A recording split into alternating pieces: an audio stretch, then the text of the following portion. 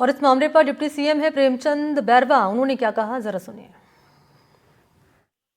देश की सेवा करने के लिए, और मैं मानता हूं कि ऐसी कोई भावना भी नहीं रही होगी, लेकिन कोई छिछोरी हरकत इस तरह की करी होगी। मैं मानता हूं कि मेरा किसी से कोई लेना देना नहीं है, न किसी का बुरा करना। तो प्रदेश में लगातार नेताओं को धमकी देने के मामले सामने आ रहे हैं। जयपुर जेल से मुख्यमंत्री और उप मुख्यमंत्री को मिली धमकी के बाद में अब बीकानेर से धमकी देने का ही मामला है। सीएम ने आपको जानकारी दी कि जेल की सुरक्षा को लेकर बैठक बुलाई, लेकिन ये सवाल अब भी है कि आखिर जेल में कैदियों को फोन आखिर कैसे मिल रहा है, जेल में आखिर सुरक्षा कैसी है। यही जानने के लिए एनडीटीवी की टीम पहुंची जोधपुर की सेंट्रल जेल। प्रदेश में लगातार वीआईपी कल्चर के लोगों को धमकियां देने का सिलसिला जारी है। वो भी जोधपुर जेल के अलावा अन्य जेलों की बात की जाए, कहीं न कहीं जेल से जो है कभी मुख्यमंत्री कभी उप मुख्यमंत्री उन लोगों को धमकियां दी जा रही है। लेकिन हम आपको दिखा रहे हैं जोधपुर सेंट्रल जेल की सुरक्षा व्यवस्था। आप देखिए मेरे पीछे जो है ये एक पुलिस चौकी लगी हुई है। ये पुलिस की तरफ से बाहर ये अस्थायी चौकी लगी हुई है। यहाँ पर जो है ये चौकी में जो बैठे हैं उनसे पूछते किस तरह के आप लोग यहाँ क्या काम करते हैं। क्या सर, गाड़ियां जो आती है उसकी चेकिंग करते हैं, नंबर एंट्री करते हैं और जो भी संदिग्ध होते हैं उनके राजकोप से फोटो मिलान भी करते हैं। ये सबसे बड़ी बात है, जो संदिग्ध है उनकी राजकॉप से मिलान करते हैं। लेकिन साथ ही साथ यहाँ रजिस्टर में एंट्री के साथ साथ अगर बात की जाए तो आप देखिए ये जेल का मुख्य द्वार है, जहाँ पर आप देखिए आरएसी के जवान के साथ साथ हथियारबंद जवान है जो यहाँ ड्यूटी करते हैं।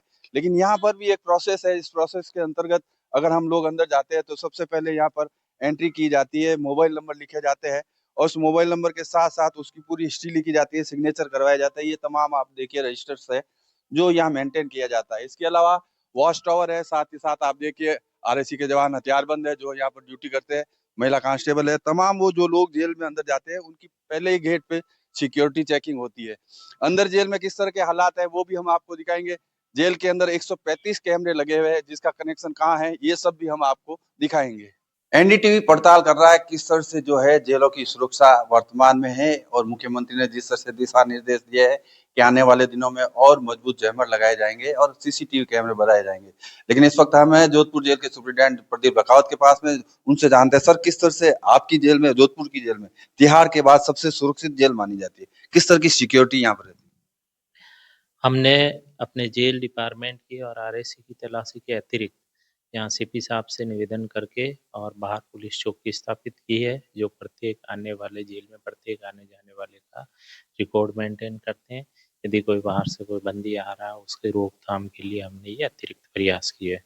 दूसरा कि जेल के अंदर 135 सीसीटीवी कैमरे लगे हैं, वो सारे इस जेल के वो अभय कमांड से कनेक्ट है, जो पुलिस के अभय कमांड से लाइव होते हैं और वहाँ से इसको देख सकते हैं, आराम से उनको मूव कर सकते हैं कोई भी घटना हो। इनका हमारे यहाँ पे भी कंट्रोल रूम स्थापित कर रखा है और वहाँ पे भी हमने रोटेशन से ड्यूटियाँ लगाते हैं। कोई भी किसी भी बंदी की अवांछित गतिविधि होती है तो उसमें से उसको चिन्हित करके और तुरंत वहाँ पर जो सर्च टीम भेज के कार्रवाई कराते हैं। किस तरह से यहाँ एक्सरे मशीन भी लगी हुई है, वॉच टावर भी लगाए हुए हैं, रातों का करंट भी दौड़ा जाता है। ये सब चीजें जेल के जो मेन स्ट्रक्चर है उसमें ये चीजें शामिल हुई है, तो ये चीजें हमारे यहाँ पे भी उपलब्ध है।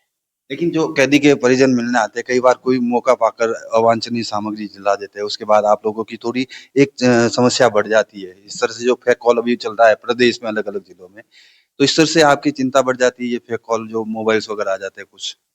बंदियों के परिजन जो भी आते हैं उनकी तलाशी ली जाती है और कुछ 2-3 महीने पहले इस प्रकार का एक वारदात हुई थी, जिसमें एक कैदी के परिजनों ने मोबाइल देने के प्रयास किया, तो हमने वो मोबाइल जब्त करके और उसमें नामजद मुकदमा भी दर्ज कराया।